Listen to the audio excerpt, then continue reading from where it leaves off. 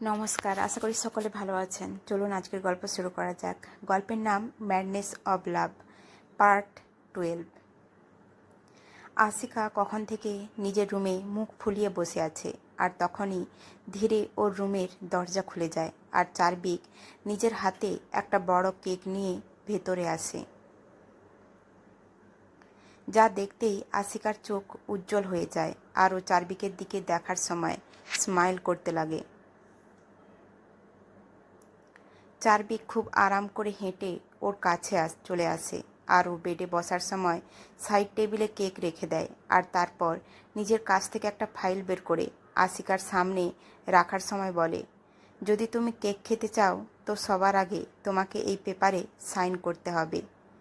আশিকা ওই পেপারের দিকে দেখার সময় বলে, এটা কিসের পেপার? আমি পরে সাইন করে দেব, আগে আমার কেক চাই। একটুও না, যদি তোমার কেক চাই তো সবার আগে এই পেপার সাইন করে দাও। চারবিক আশিকার দিকে চোখ পাকিয়ে বলল। আশিকা চারবিকের কথা শুনে মুখ ফুলিয়ে নেয় আর বলে, ঠিক আছে, পেন দাও, আমি সাইন করে দিচ্ছি, কিন্তু এটা কিসের পেপার? চারবিক নিজের কাছ থেকে পেন বের করে ওকে দেওয়ার সময় বলে, এটা তোমার কলেজ অ্যাডমিশনের ফর্ম। আমি তোমার জন্য কলেজ ডিসাইড করে নিয়েছি। আশিকা যখন শোনে যে ওর কলেজ অ্যাডমিশনের জন্য, তো ও আর কোনো দেরি না করে ফটাফট সাইন করে দেয় আর নিজের কেক খেতে শুরু করে দেয়। ও একবার ওই পেপারটা ভালো করে দেখার চেষ্টাও করেনি। এদিকে সাইন হয়ে যাওয়ার পর চারবিক ওর দিকে তাকিয়ে অদ্ভুতভাবে স্মাইল করে আর ওখান থেকে বেরিয়ে যায়। ও নিজের রুমে গিয়ে পার্থর হাতে পেপারটা দিয়ে বলে, এটা নিয়ে গিয়ে কোর্টে রেজিস্টার করিয়ে নে। পার্থ যখনই চারবিকের কথা শুনে ও শকড এক্সপ্রেশন দেওয়ার সময় বলে, ও কি এই পেপার সাইনে করে দিয়েছে, আর তাও তোমাকে কোনো কোশ্চেন না করে? চারবিক ওই পেপারের দিকে তাকিয়ে বলে, ও জানে না যে ও এই পেপারে সাইন করে ওর জীবন আমাকে দিয়ে দিয়েছে।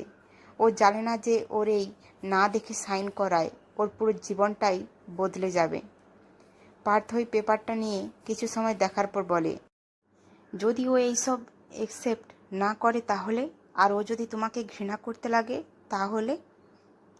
চারবিক পার্থর কথাই বলে, আমি ওকে ভালোবাসি, আর এটাই কি যথেষ্ট না আমাদের একসাথে থাকার জন্য? এমনিতেও আমি ওকে ভালোবাসি, অনেক ভালোবাসি। চারবিকের কথা শুনে পার্থর মুখে চিন্তা দেখা যায়। ও বলে, আর ও কি ভালোবাসে? ওর কাছে অন্য কোনো অপশান নেই। আমার ভালোবাসা থেকে বেঁচে কোথায় যাবে? ওকে আসতে তো আমার কাছেই হবে, আমার বুকে। চারবিক টেবিল থেকে আশিকার ফটো হাতে নিয়ে ওর দিকে দেখার সময় বলে।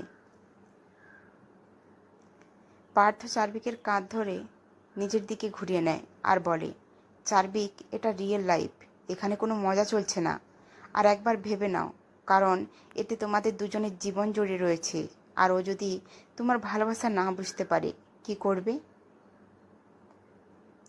চারবিক পার্থর হাত নিজের কাঁধ থেকে ধীরে সরিয়ে দেওয়ার সময় বলে, এতে কি এসে যায়? ও আমার ভালোবাসা বুঝুক বা না বুঝুক, আমি ওকে ভালোবাসি, এটা আমি জানি। তো ওকে এবার আমার জন্য বাঁচতেও হবে আর মরতেও। আর এমনিতেও ও এখন আমাকে ভালোবাসে না তো কি হয়েছে, পরে হয়ে যাবে।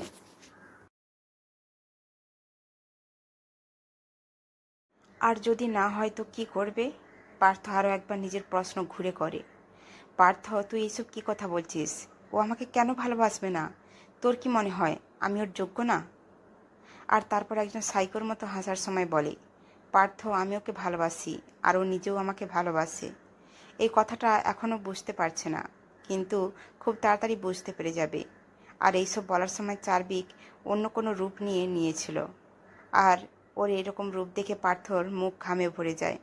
আজকে ওর চারবিকের এরকম পাগলামো দেখে ভয় লাগছিল, কিন্তু তখনই ওই রুমে কিছু ভাঙার আওয়াজ আসে, আর ওই দিকে তাকালে দেখতে পায় যে টেবিলে রাখা ফ্লাওয়ার ভাস নিচে মেঝেতে ভেঙে পড়েছিল।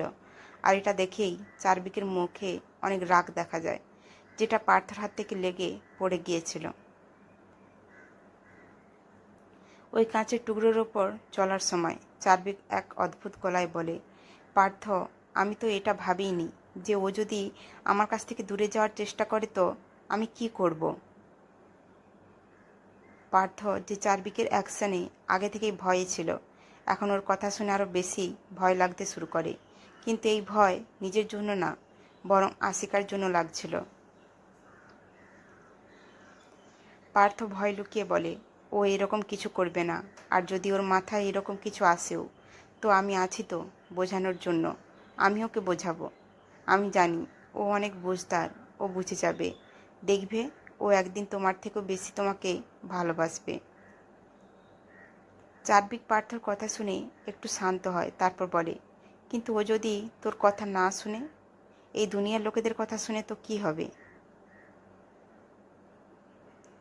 এই বলে ও একটু থামে, আর তারপর অদ্ভুতভাবে হেসে বলে, ওহো, এই ভালোবাসা জানি না আমাকে কি কি করাবে। মানে তোমাকে পাওয়ার জন্য আমাকে প্রতিটা সীমানা পার করতে হবে। কিন্তু কোনো ব্যাপার না, লোক নিজের ভালোবাসার জন্য নিজের জীবন পর্যন্ত দিয়ে দেয়, আর আমি আমার ভালোবাসার জন্য জীবন নিয়ে নেব। এটা তো একটা সিম্পল কথা। যে তোমাকে আমার বিরুদ্ধে করার চেষ্টা করবে আমি তাকে মেরে দেব। তারপর তো তোমাকে আমার কথা শুনতেই হবে, তাই না? সন্ধ্যার সময় আশিকা নিজের রুমে বসেছিল। ওর পাশে ওর বয়সী একটা মেয়ে বসেছিল, যার নাম অনিমা। ও আশিকার ফ্রেন্ড। আশিকা বার্থডে পার্টির জন্য রেডি হচ্ছিল। ও নিজের গাউনের দিকে তাকিয়ে বলে, আরে এটা কি করে হলো? আমি তো কিছুই বলিনি এই সম্বন্ধে যে আমার কি চাই। তাহলে ডোডো কিভাবে জানলো যে আমি আজকে এই ড্রেস চাইছিলাম? অনিমা যে কখন থেকে প্রতিটা কথায় শুধু ডোডোর কথা বলে চলেছে। ও এখন থাকতে পারে না। ও বলল, আশিকা, তোর ঠোঁটে সবসময় কেন ডোডোর নাম চলতে থাকে? তোর কি মনে হয় না যে সীমার বাইরে ওর উপরে নির্ভর হয়ে যাচ্ছিস? আশিকা অনিমার কথা শুনে হাসতে লাগলো আর বলল, হ্যাঁ, আমার ঠোঁটে সবসময় ওর নাম থাকে, কারণ ও সব থেকে বেস্ট। ও সবসময় জেনে যায় যে আমার কী চাই আর আমি কি ভাবছি। আমার বলার আগেই আমার কথা সে বুঝে যায়। ও আমার জন্য অনেক স্পেশাল স্পেশাল। অনিমা আশিকার কথা শুনে একটু চুপ হয়ে যায়, তারপর বলে, সেটাই তো বলছি, তোদের দুজনের সম্পর্ক নর্মাল ভাই বোনের মতো লাগে না। আমি ওর চোখে এমন এক অবজেশন দেখেছি যা কোনো ভাইয়ের চোখে কোনো বোনের জন্য দেখি না। ও তোকে নিজের বোনের দৃষ্টিতে দেখে না, আমি সত্যি বলছি। তুই যদি ওর বিহেভিয়ার মনোযোগ দিয়ে দেখিস তাহলে তুই নিজেই বুঝতে পেরে যাবি আমি কি বলতে চাইছি। আশিকা অনিমার কথা শুনে নিজের ঠোঁট পাউট বানিয়ে বলে, ওহো অনিমা, আজকে তো এইসব বলিস না। আমাদের দুজনের সম্পর্ক কিছুটা আলাদা, কারণ আমরা সত্যিকারের ভাই বোন না। আর সত্যি বলতে ডোডো পছন্দ করে না যে আমি তাকে দাদা বলে ডাকি। সত্যি বলতে আমাদের দুজনের সম্পর্ক ফ্রেন্ডের মতো, কিন্তু তুই বলিস না যে ও কিছুটা বেশিই করে। আমি মানছি যে ও আমার জন্য সীমার বাইরে প্রোটেক্টিভ, কারণ মাম্মা বলে আমি প্রথম ব্যক্তি যার কাছে ও এসেছে। সে আমাকে ডল বলে আর হয়তো মানেও, আর সেই জন্য ও আমাকে একজন ছোট্ট ডলের মতো ট্রিট করে। আর ও আমাকে এই খারাপ দুনিয়ার কাছ থেকে বাঁচায়, যাতে কেউ আমাকে হার্ট না করে দেয়, কারণ ও আমাকে কাঁদতে দেখতে পারে না। ওর জন্য আমার মনে কোনো উল্টাপাল্টা ফিলিং নেই।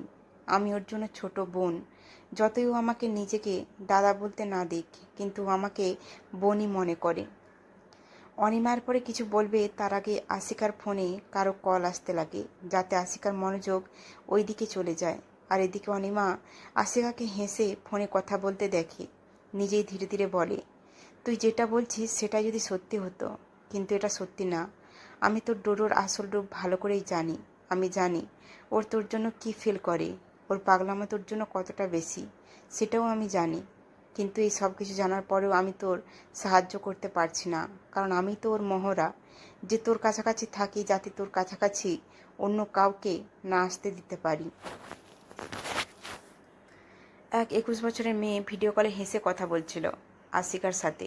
ওই মেয়েটা বলে, হ্যাঁ মাই শ্রীলিগার, আমি তোর সব কথাই বুঝতে পারছি, আমাকে বেশি মাখন লাগানোর প্রয়োজন নেই। আর যাই হোক, আমি তো তোর কাছ থেকে পার্টি নিয়েই ছাড়বো। আজকে তুই 18 বছর হয়ে গেলি, তো বল পরবর্তীতে কী প্ল্যান রয়েছে। তখনই আশিকা এপাশ থেকে বলে, আয়ুদি, তুমি না আমাকে এভাবে ইরিটেট করতে পারো না। যদি তোমার এই খবরের চ্যানেল রেগে যায়, তো তোমার কাছ পর্যন্ত কোনো খবর পৌঁছাবে না। আয়ানা আশিকার কথা শুনে হাসতে লাগে আর বলে, মনে হয় কারো নিজের বার্থডে গিফট চাই না। ঠিক আছে, কোনো ব্যাপার না, আমি আয়ানকে দিয়ে দেবো যাতে ও নিজের কোনো গার্লফ্রেন্ডকে দিতে পারে। একবারই না, ওই গিফট আমার আর আমারই থাকবে, আমি ওকে কাউকে দিতে দেব না। আশিকা মুখ ফুলিয়ে বলল।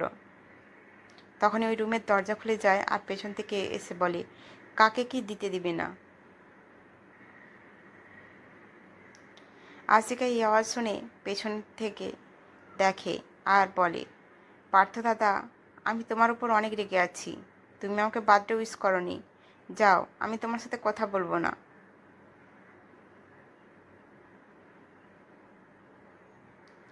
এদিকে ভিডিও কলে থাকা আয়না যখনই পার্থর গলা শুনে ওর হার্টবিট বেড়ে যায় আর ওর সুন্দর মুখে একটা সুন্দর হাসি চলে আসে।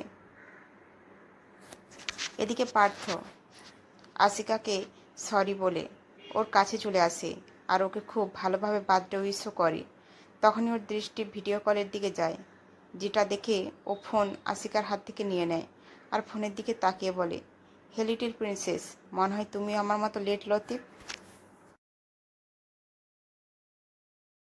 এদিকে আয়নার পুরো মনোযোগ তো পার্থর মুখের দিকে ছিল, ওর কথার দিকে তো কোনো মনোযোগই নেই। যখন পার্থ এটা অনুভব করে, ও একটু লাউড স্পিকারে বলে, হে লিটল প্রিন্সেস, তোমার চোখ কোন দিকে। আয়নার কথা শুনে জ্ঞানে চলে আসে আর বলে, আমার চোখ তো কবে থেকে তোমার দিকেই রয়েছে, তুমিই দেখতে পাও না। আয়না এটা বলার সময় পার্থর হ্যান্ডসাম মুখের দিকে দেখছিল। এদিকে আশিকার মাঝে কথা বলার জন্য পার্থ আয়নার কথা ক্লিয়ার শুনতে পায় না। কিছু সময় পরে আশিকা রেডি হয়ে যখনই উঠে দাঁড়ায়, তখনই রুমের দরজা খুলে যায় আর ব্ল্যাক স্যুটে চার্বিক ভেতরে আসে।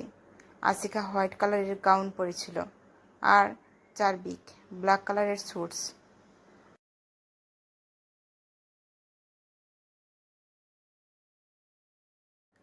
ওদের দুজনকে দেখে আমার মনে হচ্ছিল যেন ওরা দুজনেই ম্যাচিং করে ড্রেস পরেছে। এদিকে অনিমার চোখ যখন চারদিকের দিকে যায়, তো ও নিজের চোখ নিচু করে নেয় আর আশিকার থেকে কিছুটা দূরে গিয়ে দাঁড়ায়। চারদিক একবার অনিমার দিকে তাকায়, তারপর আশিকার কাছে গিয়ে ওর দিকে হাত বাড়িয়ে বলে, তো এখন যাওয়া যাক ডল, নিচে সকলে আমাদের অপেক্ষা করছে।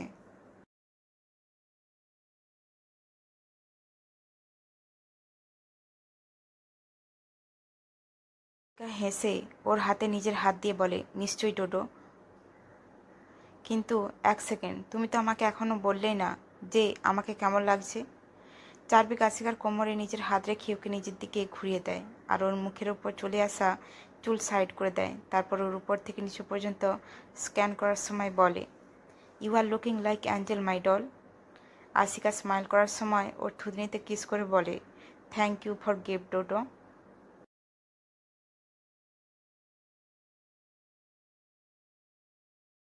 চার্বিক আশিকার কিস করাতে অনেক বেশি খুশি হয়ে যায়, কিন্তু তারপরও নিজের ভেতরে বিস্টকে কন্ট্রোল করে বলে, বেবি ডল, এটা তোমার গিফট না, তোমার আসল গিফট তুমি রাতে পাবে। এই বলে ও আশিকার হাত নিজের হাতে হোল্ড করে ওকে বলে, ডল নিচে চলো, সকলে তোমার অপেক্ষা করছে। চার্বিক আশিকাকে নিয়ে সিঁড়ি দিয়ে নিচে নামতে থাকে আর এদিকে সকলের দৃষ্টি ওই দিকে যায় আর সকলেই আশিকাকে দেখতে থাকে, কারণ বয়স বাড়ার সাথে সাথে ওর সৌন্দর্য বেড়ে গিয়েছিল। ওর চোখ এমন ছিল যা সকলকে নিজের দিকে অ্যাট্রাক্ট করে নেয়। যদি একবার কেউ ওর চোখের দিকে তাকায়, তো দ্বিতীয়বার ঘুরে আরও একবার ওর চোখের দিকে দেখতে চাইবে। ওর চোখের কালার এত সুন্দর আর সকলের থেকে আলাদা। এদিকে যখন চার্বিক দেখতে পায় যে ওখানে থাকা সব লোক ওর ডলের দিকে দেখছে, তো ও নিজের হাতের মুঠি শক্ত করে নেয়।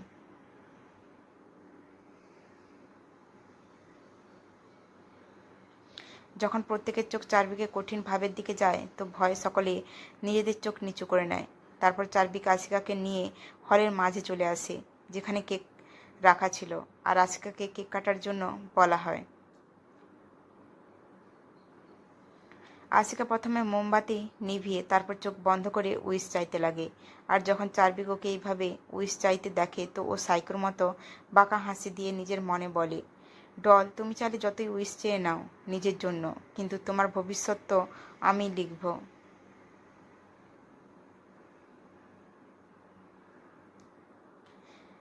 কেক কাটিং হয়ে যাওয়ার পরে সকালে এক এক করে ওকে গিফট দিতে লাগে আর ওকে উইশ করতে লাগে, কিন্তু কেউ আসিকার খুব কাছে যাওয়ার সাহস করে না। কিন্তু কিছু লোক ওখানে এমনও ছিল যারা চারবিককে খুব হালকাভাবে নিয়ে নেয় আর আসিকার সাথে হ্যান্ডশেক করে নেয়, কিন্তু বেচারা ওরা এটা জানতো না যে ওদের এই ভুলের শাস্তি নিজেদের হাত হারিয়ে দিতে হবে।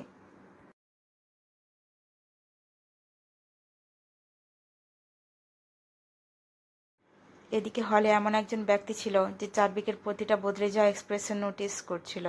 তারপর নিজের মনে বলে, এই 10 বছরে খুব ভালোভাবে তুমি ওকে কন্ট্রোল করেছো, কিন্তু আফসোস, এখন তুমি কিছু করতে পারবে না। এই বলে ওর ডেভিল স্মাইল করতে লাগে। এদিকে আসিকা এখনও চারবিকের কাছেই দাঁড়িয়েছিল, কিন্তু এখন ওর মনে পার্টিতে এনজয় করার ইচ্ছে হচ্ছিল, কিন্তু ও চারবিকের ভয়ে কিছু বলছিল না। কিন্তু তখনই ওদের দুজনের পেছনে এক ব্যক্তি এসে দাঁড়িয়ে যায়, আর ও এসেই আসিকার অন্য হাত ধরে একটা সুন্দর হাসি দিয়ে বলে, হ্যাপি বার্থডে মাই অ্যাঞ্জেল। আসিকা যখনই এই আওয়াজ শুনে ওর মুখে বড় স্মাইল চলে আসে।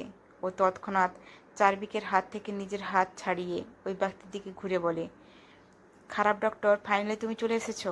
আমার তো মনে হয়েছিল তুমি আসবে না। আদিত্য সবসময়ের মতো আসিকার নাক টেনে দিয়ে বলে, আমি তো আসতামই। আমার অ্যাঞ্জেলের বার্থডে কীভাবে ভুলে যেতে পারি? আর যদি এই পুরো জগৎও আমাকে তোমার কাছাকাছি আসতে বাধা দেওয়ার চেষ্টা করে, তাও আমাকে তোমার কাছে আসতে বাধা দিতে পারবে না।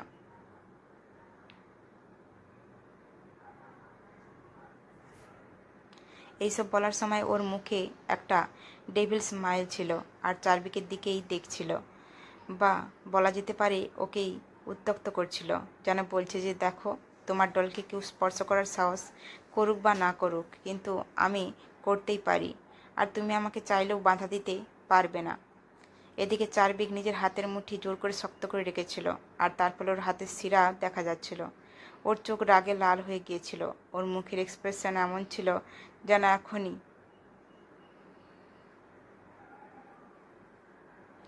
ও আদিত্যকে প্রাণে মেরে দেবে। কিন্তু আদিত্যর ওপর ওর এরকম ভয়ঙ্কর এক্সপ্রেশন দেখেও কোনো এফেক্ট হয় না, বরং ও আসিকাকে হাতে ধরে ওকে ওখানে থেকে নিয়ে যাওয়ার সময় বলে, অ্যাঞ্জি চলো আমরা ডান্স করি, এরকম বোরিং লোকের সাথে দাঁড়িয়ে থেকে কোনো লাভ নেই, বলে ও আসিকার কোনো কথা না শুনে ওকে নিয়ে চলে যায়। চারবিক যখনই নিজের হাত বাড়িয়ে আসিকাকে ধরতে যায়, তখনই ওখানে বিবেক চলে আসে আর ওকে ওখান থেকে বাধ্য হয়ে একটা কাজের জন্য চলে যেতে হয়। ওখানে হলের মাঝামাঝি নিয়ে এসে আদিত্য আসিকাকে দাঁড় করিয়ে দেয় আর ওর হাতে নিজের হাত কাঁধে রেখে দেয়।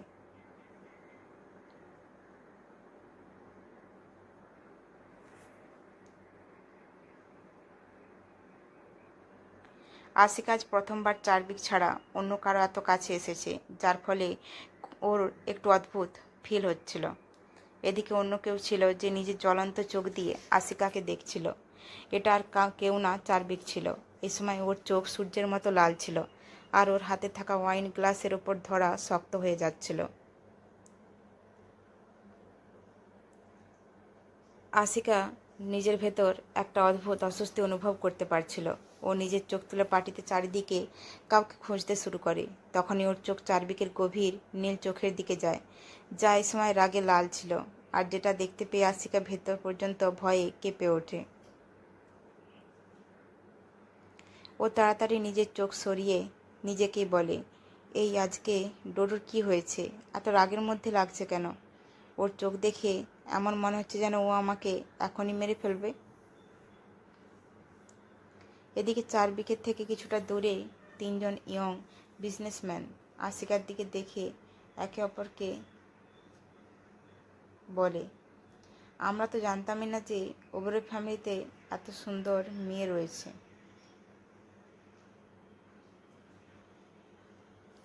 যাই হোক, মানতে হবে বিবেক ওবেরয় এত সুন্দর অপ্সরার মতো মেয়েকে এত বছর পর্যন্ত খুব ভালোভাবে লুকিয়ে রেখেছে, কারো নজরও পড়তে দেয়নি ওর উপর। যা শুনে দ্বিতীয় ব্যক্তি বলে, ঠিক আছে, কোনো ব্যাপার না, যতটা লুকানোর ছিল লুকিয়ে নিয়েছে, কিন্তু আমাদের নজর হীরের ওপর পড়ে গেছে, তো এখন ওই হীরাকে কীভাবে নিজেদের ঘরে সাজানো যায় সেই দিকে মনোযোগ দিতে হবে। তখনই ওখানে কাঁচ ভাঙার আওয়াজ আসে, কটকট। যা শুনে দুজন ব্যক্তি যখনই পেছন ঘুরে দেখে তো ওদের চোখ চারদিকের উপর পড়ে যায়। যার হাত থেকে রক্ত বেরোচ্ছিল ও নিজের লাল চোখ দিয়ে ওদের দিকে দেখছিল, যেন এখনই ওদের খুন করে দেবে। ওরা চারবিককে এত রাগের মধ্যে দেখে তাড়াতাড়ি ওখান থেকে পালিয়ে যায়। এদিকে চারবিক নিজের হাতের মুঠি শক্ত করে তারপর ঘুরে আশিকার দিকে দৃষ্টি দেয়। আর যখন ও আশিকা আর আদিত্যকে এত কাছাকাছি দেখে তো ও রেগে দাঁতে দাঁত চেপে নিজের মনে বলে, ডল, তুমি এটা ভালো করলে না আমাকে ইগনোর করে। এখন এর জন্য শাস্তি তুমি পাবে, কিন্তু তার আগে আমাকে বাকিদের জন্য বন্দোবস্ত করতে হবে। সবার আগে তোমার ওই খারাপ ডাক্তারের চিকিৎসা করতে হবে, তারপর বাকিদের দেখব। তারপর নিজের পকেট থেকে ফোন বের করে কাউকে কল করে বলে, আরাম করে গিয়ে ওর জন্য অপেক্ষা করো, 10 জনের থেকে একটাও কম যেন না হয়। এই বলে ও ফোন ডিসকানেক্ট করে দেয়, আর একটা স্মাইল দেয়, আর সাথে কিছু ইশারা করে। আর ইশারা করতেই ওখানে চারিদিকে অন্ধকার হয়ে যায়, যাতে হলে যত লোক ছিল সকলেই বলাবলি শুরু করে। আর ওখানে একটু হট্টগোল বেঁধে যায় যে এই লাইটের কি হয়েছে। তখনই কিছু সেকেন্ডের মধ্যেই লাইট চলে আসে, আর আদিত্য যখনই নিজের সামনে দেখে তো ও আশিকাকে ওখানে কোথাও দেখতে পায় না। যা দেখে ওর মুখে একটা মিস্টিরিয়াস স্মাইল চলে আসে আর বলে, তুমি একটাও সুযোগও ছাড়োনি আমাকে সন্দেহ করার জন্য। তোমার কি মনে হয় ওকে আমার কাছ থেকে দূরে নিয়ে গিয়ে তুমি নিজের করতে সফল হয়ে যাবে? এরকম একটুও হবে না, কারণ আমার জন্ম নেওয়ার একটাই উদ্দেশ্য, ওকে তোমার কাছ থেকে দূরে করার। কারণ চাইলেও যা কিছু হয়ে যাক, এইবার ইতিহাস আবার পুনরাবৃত্তি হবে না। অন্যদিকে চারবিক আশিকাকে নিজের কাঁধে ফেলে রেখেছিল আর ওকে পেছনের দরজা দিয়ে নিয়ে যাচ্ছিল। এদিকে আশিকা ওর কাঁধে চিৎকার করছিল ওকে নিচে নামিয়ে দেওয়ার জন্য। আহা, ছাড়ো ডোডো, ছাড়ো আমাকে, কোথায় নিয়ে যাচ্ছ তুমি আমাকে, প্লিজ কিছু তো বলো। এইসব বলার সময় আশিকা চিল্লাচ্ছিল। তখনই ও চারবিকের ভয়ঙ্কর গলার আওয়াজ শুনতে পায়, যে ওর কোমর থেকে থাই পর্যন্ত খুব চাপ দিয়ে ধরে কোল্ড ভয়েসে বলে,